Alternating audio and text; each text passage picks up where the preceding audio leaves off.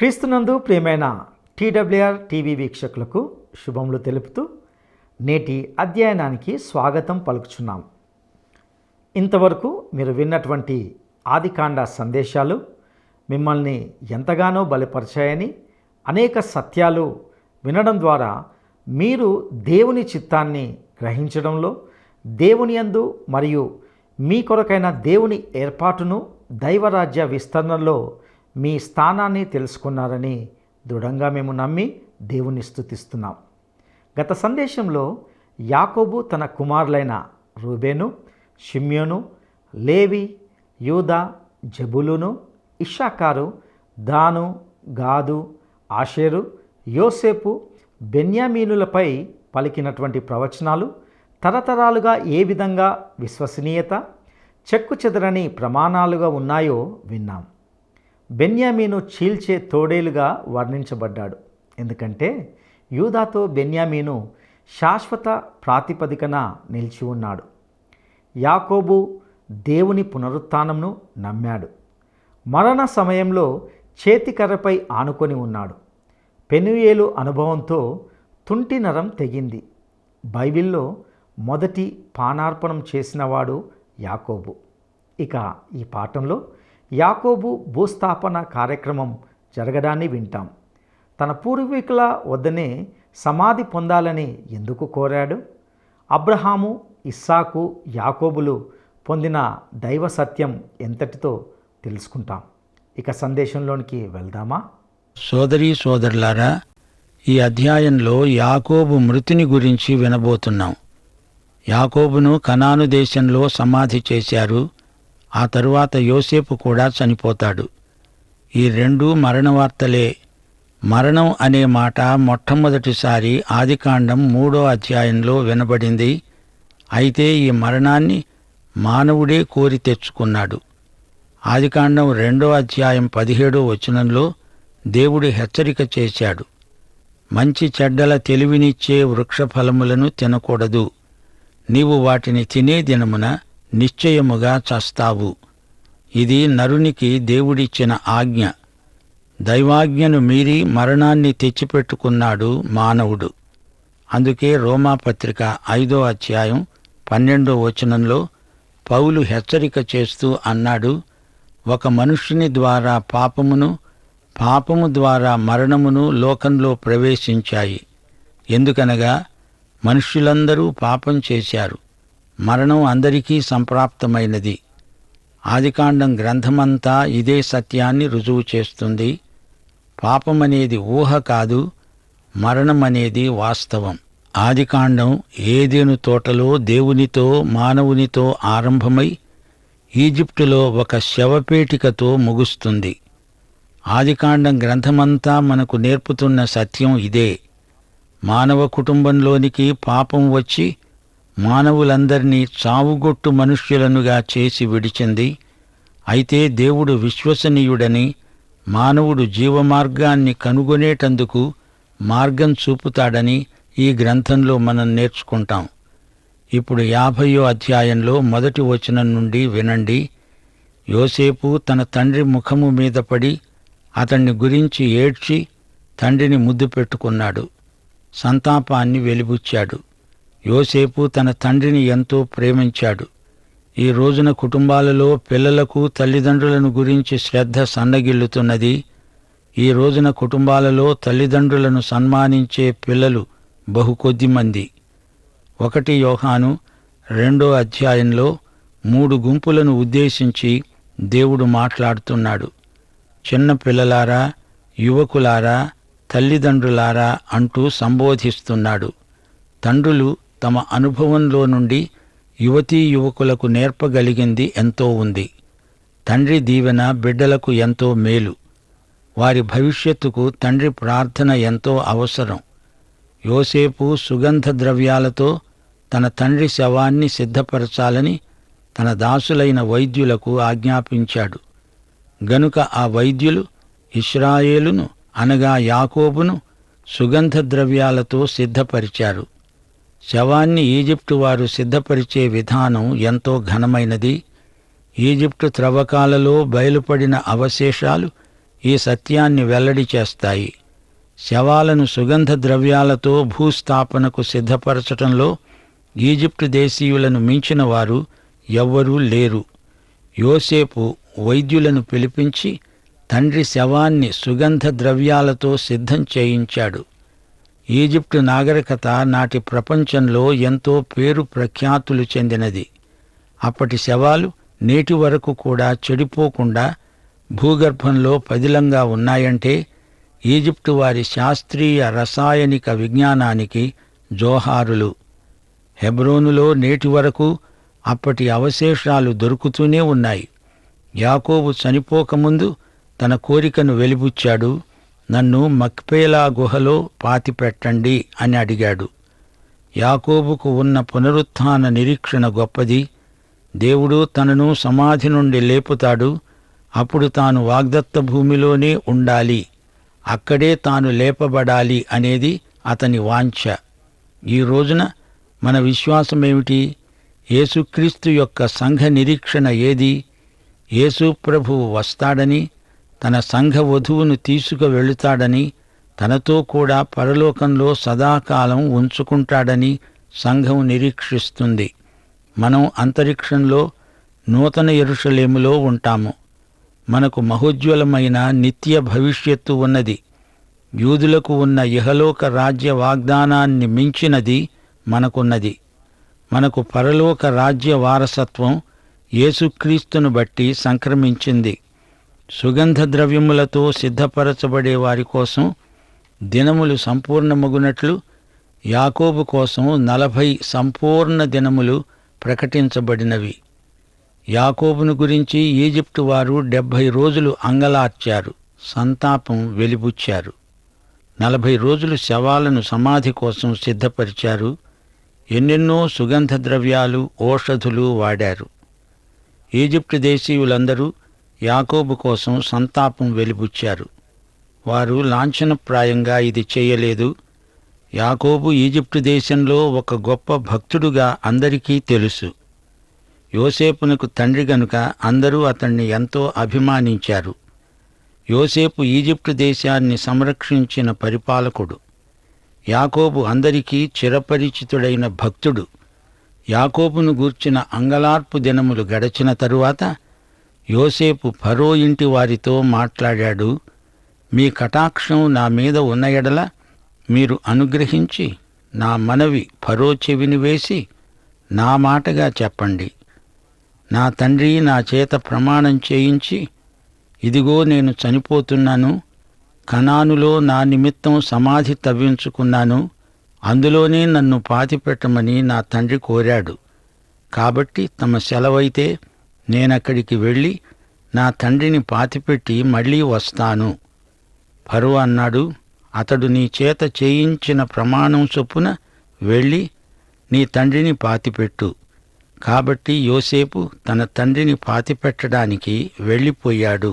అతనితో ఫరో ఇంటి పెద్దలైన అతని సేవకులందరూ, ఈజిప్టు దేశపు పెద్దలందరూ, యోసేపు ఇంటి వారందరూ, అతని సహోదరులు, అతని తండ్రి ఇంటివారు వెళ్ళారు. వారు తమ పిల్లలను, తమ గొర్రెల మందలను, తమ పశువులను మాత్రం గోషేను దేశంలో విడిచిపెట్టారు. సోదరీ సోదరులారా, గమనించారా? ఈజిప్టు దేశమంతటా యోసేపు మంచి పేరు ప్రఖ్యాతులు గడించాడు. ప్రజలు అతన్ని ఎంతో గౌరవించారు, ప్రేమించారు. అతని పట్ల ఎంతో కృతజ్ఞతను వెలిబుచ్చారు. ఒక పెద్ద ఊరేగింపు బయలుదేరింది. ప్రపంచం మొత్తంలో అంత పెద్ద సమాధి కార్యక్రమం ఎక్కడా జరిగి ఉండలేదు. ఈజిప్టు నుండి కనానులోని హెబ్రోనుకు ఈ ఊరేగింపు తరలి వెళ్ళింది. వారు రథములు పూంచి పెద్ద సమూహంగా బయలుదేరారు. వీరు తిరిగి వస్తారని ఫరో నమ్మాడు. యోసేపు సేవలు ఇంకా ఈజిప్టుకు కావాలి. అతడు తిరిగి రావాలని ఫరో ఎంతగానో ఆశించాడు. యొర్దానుకు అవతల ఉన్న అఠదు కళ్ళము వద్దకు చేరి అక్కడ బహుఘోరముగా అంగలార్చారు. యోసేపు తన తండ్రిని గూర్చి 7 దినములు దుఃఖించాడు. ఆ దేశమందు నివసించిన కనానీయులు అఠదు కళ్ళము వద్ద వారి సంతాపం చూచి, ఇది ఈజిప్టు వారికి మిక్కుటమైన దుఃఖము అని చెప్పుకున్నారు. గనుక దానికి ఆబేల్ మిశ్రాయిము అనే పేరు పెట్టబడింది. అది యొర్దానుకు అవతల ఉన్నది. అతని కుమారులు కనాను దేశమునకు అతని శవాన్ని తీసుకొని పోయి మక్పేలా పొలమందున్న గుహలో పాతిపెట్టారు. దానిని, ఆ పొలమును అబ్రహాము తనకు శ్మశానము కొరకు స్వాస్థ్యముగా ఉండే నిమిత్తం మమ్రే ఎదుట హిత్తీయుడైన ఎఫ్రోను వద్ద కొన్నాడు. ఈ సందర్భంలో మా శ్రోతలు ఒక విషయం గుర్తించాలి. బెత్లెహేము మక్పేలా నుండి 35 కిలోమీటర్ల దూరంలో ఉంది. రాహేలు అక్కడే పాతిపెట్టబడింది. యాకోబును రాహేలు సమాధి దగ్గరే ఎందుకు పాతిపెట్టలేదు? ఎందుకనగా అబ్రహాము ఈ గుహను కొన్నాడు, వెల చెల్లించి ఆ స్థలాన్ని సంపాదించాడు. గనుక యాకోబు తన పూర్వీకుల సరసన పాతిపెట్టబడాలని కోరాడు. తన పూర్వీకులందరికీ పునరుత్థాన నిరీక్షణ ఉన్నది. వాగ్దత్త భూమిలోనే తన పూర్వీకుల మధ్యనే ఉండి లేపబడడం అతనిలో ఉన్న చిరకాల వాంఛ. యోసేపు తన తండ్రిని పాతిపెట్టిన తరువాత అతడు, అతని సహోదరులు, అతని తండ్రిని పాతిపెట్టడానికి వెళ్ళిన వారందరూ తిరిగి ఈజిప్టుకు వచ్చారు. యోసేపు సహోదరులు తమ తండ్రి మృతి పొందడం చూచి, ఒకవేళ యోసేపు మన యందు పగపట్టి మనం అతనికి చేసిన కీడంతటి చొప్పున మనకు తప్పకుండా కీడు చేస్తాడు అనుకున్నారు. వారు యోసేపునకు వర్తమానం పంపారు. నీ తండ్రి తాను చావక మునుపు ఆజ్ఞాపించినదేమనగా, మీరు యోసేపుతో, నీ సహోదరులు నీకు కీడు చేశారు గనుక దయచేసి వారి అపరాధమును పాపమును క్షమించుమని వేడుకోవలసిందిగా కోరాడు. కాబట్టి దయచేసి నీ తండ్రి యొక్క దేవుని దాసులమైన మా అపరాధం క్షమించాలి. వారు యోసేపుతో ఇలాగు మాట్లాడుతూ ఉండగా అతడు ఏడ్చాడు. యాకోబు చనిపోకముందు వీరందరూ తండ్రికి తమ భయాందోళనలు వెలిబుచ్చారు. యోసేపు ప్రతీకారం చేస్తాడేమో అని వారు భయపడ్డారు. అందుచేత యాకోబు ఈ విధంగా యోసేపునకు వర్తమానం పంపాడు. క్షమించమని వారి చేత అడిగించాడు. వీరు తమ పాపములను గురించి పశ్చాత్తాపం చెందుతున్నారు. యోసేపు దుఃఖం ఆపుకోలేకపోయాడు. అతని సహోదరులు పోయి అతని ఎదుట సాగిలపడి, ఇదిగో మేము నీకు దాసులము అన్నారు. శ్రోతలు వింటున్నారా? యోసేపు కన్న కలలు వాస్తవమని పదే పదే దేవుడు ప్రదర్శనాత్మకంగా చూపుతున్నాడు. యోసేపు పనకు మిగతా పనులన్నీ సాష్టాంగ నమస్కారం చేస్తున్నాయి. అప్పుడు యోసేపు అన్నాడు, భయపడకండి, నేను దేవుని స్థానమందున్నానా? గమనించండి, యోసేపు ప్రతి సందర్భంలోనూ దేవుణ్ణి మహిమపరుస్తున్నాడు. ఇప్పుడు మా శ్రోతలు ఆదికాండం 50వ అధ్యాయం 20వ వచనాన్ని రోమాపత్రిక 8వ అధ్యాయం 28వ వచనంతో సరిపోల్చి చూసుకోవాలి. ఈ 2 వచనాలు కలిపి చెప్తాను, వినండి. మీరు నాకు కీడు చేయనుద్దేశించారు గాని నేటి దినమున జరుగుతున్నట్లు, అనగా బహు ప్రజలను బ్రతికించున్నట్లుగా అది మేలుకే దేవుడు ఉద్దేశించాడు. దేవుని ప్రేమించే వారికి, అనగా ఆయన సంకల్పము చొప్పున పిలువబడిన వారికి సమస్తము వారి మేలుకే సమకూడి జరుగుతుందని ఎరుగుదుము. ఇది మనకందరికీ వర్తించే విశ్వాస సూత్రం. ఇందులో విశ్వాసుల ఆశాభావం సహజాతీతమై ఎంతో ఆదరణ కలిగిస్తుంది.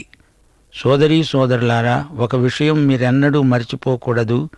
కష్టాలు వచ్చినప్పుడు దేవుడు ఎందుకు ఇది జరగనిచ్చాడు అని అడుగుతారా? దేవుడు మనకు ఉత్తరోత్తర మేలు కలగడానికి అట్టి సంఘటనలను జరగనిస్తాడు. ఇది మనం నమ్మి తీరాలి. యోసేపు అంటున్నాడు, నా ప్రియ సహోదరులారా, భయపడకండి, నేను మిమ్మును మీ పిల్లలను పోషిస్తాను. యోసేపు వారిని ఆదరించి వారితో ప్రీతిగా మాట్లాడాడు. అతని తండ్రి కుటుంబీకులు ఈజిప్టులో నివసించారు. యోసేపు 110 సంవత్సరాలు బ్రతికాడు. యోసేపు ఎఫ్రాయిము యొక్క 3వ తరం పిల్లలను చూచాడు. మనష్షే కుమారుడైన మాకీరుకు కుమారులు పుట్టి యోసేపు ఒడిలో ఉంచబడ్డారు. అంటే యోసేపు తన మనుమలను, ముదిమనుమలను, వారి పిల్లలను కూడా చూచాడు. ఇప్పుడు మనం ఆదికాండం చిట్ట చివరికి వచ్చాం. యోసేపు తన సహోదరులను చూచి అన్నాడు, నేను చనిపోతున్నాను. దేవుడు మిమ్ములను నిశ్చయముగా చూడడానికి వస్తాడు. ఈ దేశంలో నుండి వాగ్దత్త దేశానికి, అనగా అబ్రహాము, ఇస్సాకు, యాకోబులతో ప్రమాణం చేసి ఇచ్చిన దేశానికి మిమ్ములను తీసుకొని పోతాడు. దేవుడు నిశ్చయముగా మిమ్మును చూడడానికి వస్తాడు. అప్పుడు మీరు నా ఎముకలను ఇక్కడ నుండి తీసుకొని వెళ్ళండి. ఈ విషయమై యోసేపు తన సహోదరుల చేత ప్రమాణం చేయించాడు. యోసేపు 110 సంవత్సరాల వయస్సులో మృతి చెందాడు. వారు సుగంధ ద్రవ్యాలతో అతని శవాన్ని సిద్ధం చేసి ఈజిప్టు దేశమందు ఒక పెట్టెలో ఉంచారు. శ్రోతలు, ఇంతటితో ఆదికాండం ముగిసింది. ఈ గ్రంథం ఆరంభంలో దేవుడు భూమి ఆకాశములను సృజించాడు. ఈ గ్రంథం ముగింపులో ఈజిప్టు దేశమందు సమాధి పెట్టె, అందులో యోసేపు. ఈ మధ్యకాలంలో ఏమి జరిగింది? పాపమనే దుష్టశక్తి మానవ సంబంధాలను కలుషితం చేసింది. ఇప్పుడు మనకు మరో ప్రశ్న ఎదురవుతుంది. యోసేపును కనానుకు తీసుకొని వెళ్ళి అక్కడే ఎందుకు సమాధి చేయలేదు? దీనికి కారణం ఉంది. యోసేపు ఈజిప్టు దేశంలో చాలా గొప్ప వ్యక్తి గనుక అతని శవాన్ని ఈజిప్టు నుండి తరలించడం అక్కడి ప్రజలకు ఇష్టం లేదు. యోసేపును ఈజిప్టు వారు తమ మనిషిగానే గుర్తించారు, ఘనపరిచారు. అతని సమాధి వద్ద జ్ఞాపకార్థంగా ఒక స్తూపం నిర్మించారు. యోసేపు అన్నాడు, మీరు ఇక్కడ నుండి కనానుకు వెళ్ళిపోతారు. అప్పుడు నా ఎముకలను పట్టుక వెళ్ళండి. కనాను దేశంలోనే సమాధి చేయండి. నేను అక్కడే పునరుత్థానం చెందుతాను. అక్కడే లేపబడి వాగ్దత్త భూమిలో ఉంటాను. ఇది యోసేపు నిరీక్షణ. అంతేకాదు, అలనాటి గోత్రకర్తలందరికీ అదే నిరీక్షణ. హెబ్రీ పత్రిక 11వ అధ్యాయం 22వ వచనంతో ఆదికాండం సందేశం ముగిస్తాము. యోసేపు తనకు అవసాన కాలము సమీపించినప్పుడు విశ్వాసమును బట్టి ఇశ్రాయేలు కుమారుల నిర్గమనమును గూర్చి ప్రశంసించి తన శల్యములను గూర్చి వారికి ఆజ్ఞాపించాడు. సోదరీ సోదరులారా, ఆదికాండం ఇంతటితో ముగిసింది. ఈ గ్రంథంలోని 50వ అధ్యాయం మనకెన్నో ఆధ్యాత్మిక సత్యాలను నేర్పుతుంది. యోసేపు జీవితమంతా దేవుని సంకల్ప పరిధిలో గడిచింది. యేసుక్రీస్తుకు ముందు గుర్తుగా యోసేపు జీవితం కొనసాగింది. అతన్ని గుంటలో పడదోశారు. అతడు బానిసగా అమ్మబడ్డాడు. ఆ తరువాత అతడు పైకి అత్యున్నత పదవికి హెచ్చించబడ్డాడు. యోసేపు అవసాన కాలంలో అతని వ్యక్తిత్వం ఆధ్యాత్మిక వికాసంలో పరాకాష్ఠ బిందువుకు చేరుకున్నది. 24వ వచనంలో యోసేపు అన్నమాట ఎంతో ప్రవచనాత్మకమైనది. జరగబోయే సంఘటనలను ప్రవచిస్తోంది. నేను చనిపోతున్నాను. దేవుడు నిశ్చయముగా మిమ్ములను చూడడానికి వస్తాడు. ఈ దేశములో నుండి తాను అబ్రహాము, ఇస్సాకు, యాకోబులతో ప్రమాణం చేసి ఇచ్చిన దేశానికి మిమ్ములను తీసుకువెడతాడు. ఈ ప్రవచనము యొక్క నెరవేర్పు నిర్గమకాండంలో మొదలై యెహోషువ గ్రంథంలో ముగింపునకు వస్తుంది. యాకోబు కుటుంబాన్ని దేవుడు ఒక గొప్ప జాతిగా రూపొందించబోతున్నాడు. వారిని ఈజిప్టు నుండి బయటికి నడిపిస్తాడు. వాగ్దత్త భూమిలోకి చేరుస్తాడు. ఇక్కడ యోసేపు ఒక ప్రవక్తలాగా మాట్లాడుతున్నాడు. ఇశ్రాయేలు జాతి ఈ వాగ్దానం మీదనే ఆధారపడి ఉంది. దేవుడు తన వాగ్దానాన్ని తప్పక నెరవేరుస్తాడు అనే స్థిరమైన విశ్వాసం ఈ జాతికి ఉంది. ఇది జాతీయ నిరీక్షణ. యోసేపు చనిపోతూ ఈ మాట పలికాడు. ఇశ్రాయేలీయులు ఒక జాతిగా తిరిగి తమ స్వదేశానికి, వాగ్దత్త భూమికి వస్తారు. దేవుని బిడ్డలు తమ జీవితకాలమంతా దేవుని వాగ్దానాలపై ఆధారపడి విశ్వాసంతో జీవిస్తారు. విశ్వాసం అనేది శరీరంలోని కండరముల వంటిది. సాధన ద్వారా, వ్యాయామం ద్వారా కండరాలు బలపడతాయి. మనం కూడా మన విశ్వాసాన్ని సాధన చేస్తే యోసేపు నిరీక్షణకు వారసులమవుతాము. విశ్వాసం ఒక ఆవగింజ. దాన్ని సరిగా హృదయంలో నాటితే దాన్ని పెంచితే అది మహావృక్షమవుతుంది. ఆవగింజ చిన్నదే అయినా అది నాటబడినదై సరిగా ఎదిగితే సమస్యలను తొలగించేటంత బలాన్ని పుంజుకుంటుంది. ఈ పాఠంలో మరో పరమసత్యం ఉంది. యోసేపు 20వ వచనంలో అన్నాడు, మీరు నాకు కీడు చేయనుద్దేశించారు గాని నేటి దినమున జరుగుతున్నట్లు, అనగా బహు ప్రజలను బ్రతికించున్నట్లుగా అది మేలుకే దేవుడు ఉద్దేశించాడు. యోసేపు సోదరుల కీడు నుండి దేవుడు అతనికి మేలు కలిగేటట్లు చేశాడు. పోతిఫరు భార్య అతని మీద వేసిన అభాండం, పానదాయకుడు అతణ్ణి మరచిపోవడం, 7 సంవత్సరాల కరువు, ఇవన్నీ యోసేపునకు మేలుగానే పరిణమించాయి. శ్రోతలు, క్రీస్తునందు మనకు ఎంతో క్షేమము, భద్రత. మనకు క్రీస్తునందు ఏ శిక్షావిధి లేదు. మనకు మనలను ప్రేమించిన ప్రభువుకు ఎడబాటు లేదు. అంతేకాదు, క్రీస్తునందున్న బిడ్డలకు ఎట్టి కలవరమూ ఉండదు. సైతాను తలపెట్టిన కీడు మనకు మేలుగా పరిణమిస్తుంది.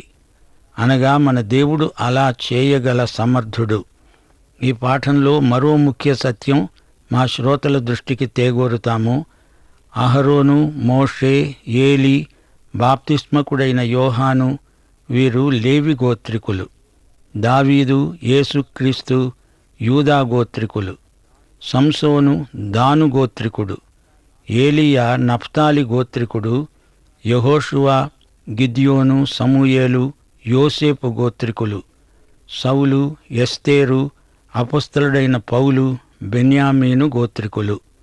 ఈ 12 గోత్రకర్తలను యాకోబు ఆశీర్వదించాడు. దేవునికి స్తోత్రం. పాఠం ఇంతటితో సమాప్తం. ముగింపులో ప్రార్థన చేసుకుందాము. ప్రతి ఒక్కరూ తల వంచండి.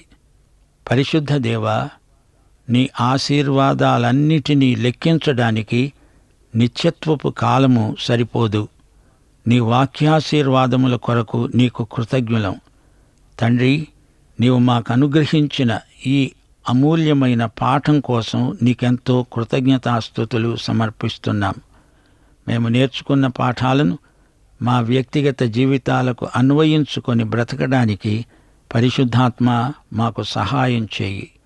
మేము నీ మహిమార్థమై ఈ లోకములో జీవించడానికి బైబిలులో కొందరు వ్యక్తుల జీవితాలలో నీ కృప అపరిమితముగా విస్తరించిన వైనం చూడడానికి మాకు కనువిప్పు కలిగించుమని, నేటి పాఠమందలి విషాదకరమైన సంఘటనలను బట్టి మా జీవితాలను మేము సరిదిద్దుకోవడానికి నీ కృపా విశేషము మాకు అనుగ్రహించుమని, మహిమ పొందుమని, సైతానీయ దుష్ట శక్తులను లయపరచి దూరపరచుమని యేసుక్రీస్తు వారి శుభనామమున ప్రార్థన చేస్తున్నాము తండ్రి. ఆమేన్. ప్రియులారా, ఇంతవరకు విన్న ఈ సందేశం ద్వారా ఎన్నో అద్భుతమైన సత్యాలు విన్నాం కదా. యాకోబు మరణాన్ని గురించి విన్నాం.